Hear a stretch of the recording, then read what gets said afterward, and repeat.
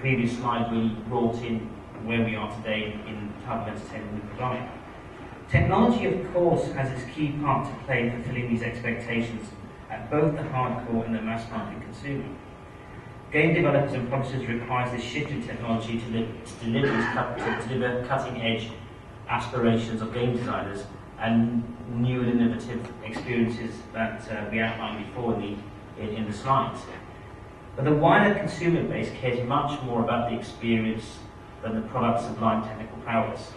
You will see this as a clear distinction from the type of presentation, the type of messaging that Sony does to the technical messaging to the creative industry and the pure PR marketing message that's sent to the consumer, especially as here in Australia or in the rest of the power territories we move towards our launch in March next year.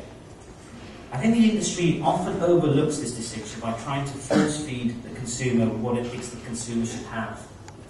This has not historically resulted ordinarily with technically acclaimed products selling. I mean, quite often there are technically acclaimed products that have not resonated positively with the general consumer, and poor sales have resulted.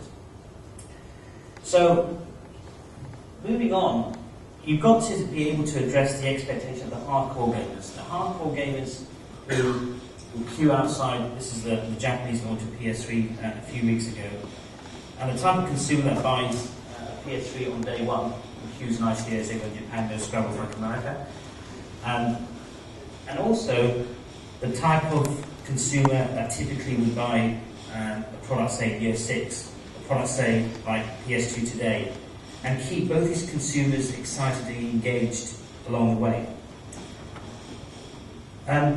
Another analogy here is that individual tastes change with time, and we do this as human beings in fashion and entertainment sectors as we go through our lives. We don't necessarily dress the same as we did do through all our lives. Sometimes we change our views to culture, to music, to the TV types, to the TV we watch, and to the movies we see.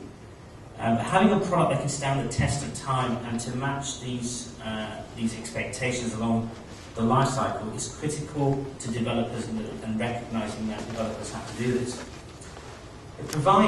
Whilst we can provide cutting-edge technology that is future positive, and I think it's also important that we provide stability for game creators and content creators that are investing against these platforms that are not just going to disappear over a few years as well. And that's very much a PlayStation philosophy that we've got PS1, PS2, PSP, and intend to have PS3.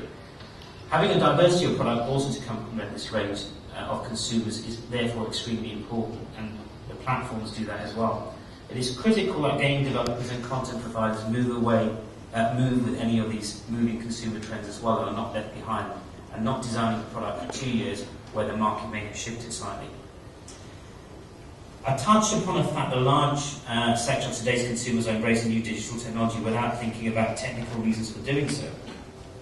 They don't really think, if you think about it in real life situations, that their iPods or MP3 players as hard disk drives or flash memory for moving around and storing digital data. They mostly see it as a convenient way to rip or download and listen to their favourite tracks on the move or in the home, and I'm sure maybe everyone in this audience does exactly the same. Today's 20-somethings are often referred to, quite flatteringly to Sony, as the PlayStation generation. And they've lived in the computer age, the internet age, and the broadband distribution age. And one of the major shifts we're starting to see right now is that there is increased consumption of digital services to next-gen mobile and home entertainment devices. I'm going to spend a few minutes to just illustrate this trend, not related to the actual game industry, but is directly going to influence it, and how it will drive next-gen expectations as well. What's really interesting is the rocketing rate of an adoption of high-definition TVs in the marketplace. HD flat panel TVs has become the fashion item for the home, which is incredible when you think that HD services for the moment are relatively limited.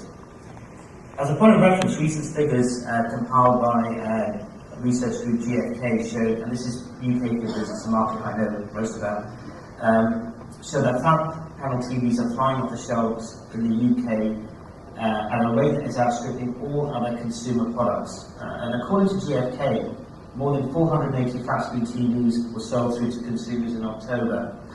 And the equivalent, that is really, of one being sold every 6 seconds, night and day, every day of the month. So far this year, some 3 million flat screen TVs have actually been sold to UK shoppers.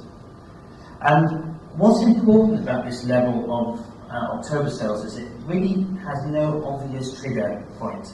Television sales normally take off ahead of big events such as Christmas or sporting events like the World Cup we had this year in Europe, and they did blip to a high level, but they've continued despite no other significant trigger points happening after that. For the first fortnight of November, these trends seem to continue, and we've still got Christmas sales to kick in. All major retailers in this sector are reporting significant sales of flat panel products being on the increase. And I think really from our industry, this is the key element that I'm trying to get across here. The consumers are looking for content and services to get the best out of their new toys, effectively. They don't have enough stuff to plug into them to show them off. They understand the new flat panel TVs because that's the new trend, etc., but they don't quite know what the messaging is coming from there. So this is one point where, what I said before, is understanding consumers and actually giving them something to use their new technologies with is quite important. The number of programs in HD is currently relatively limited, mainly to big sporting events and natural history programs, etc., National Geographic, etc., which have all been filmed in high def as well.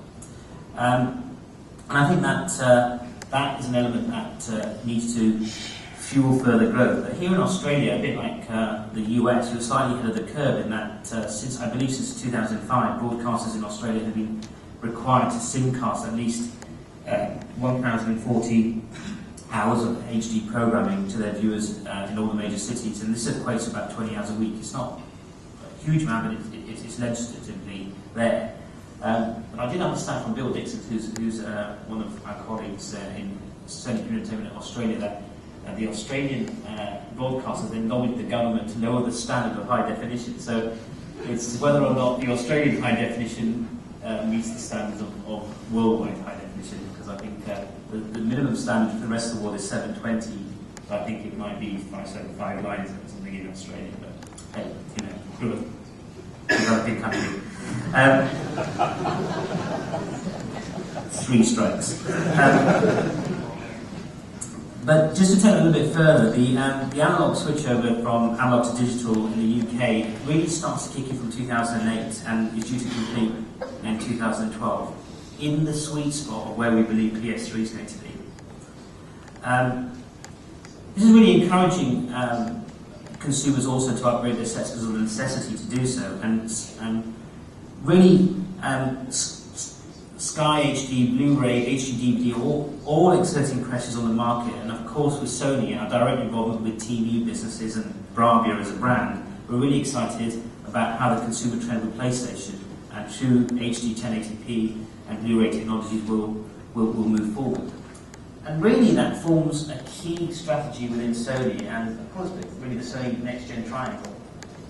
Pretty much PS3 is very much in the mix. Blu-ray disc for transmitting the data and high definition delivery.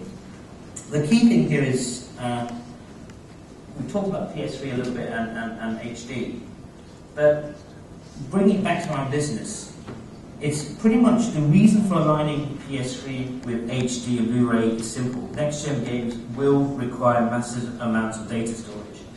And Blu-ray disc is only the media really able to deliver the data storage and capacity necessity to hold the volume of quality of high fidelity assets that you saw in the video before for top-end next-gen products. The Blu-ray Association here are basically supported by all the major consumer electronic companies and major movie companies, as well as you can see from the icons down and at the bottom. Only time will tell who will be the format war winner, and I'm not here to sort of preach about that. But independent analysts and commentators consistently place Blu-ray technology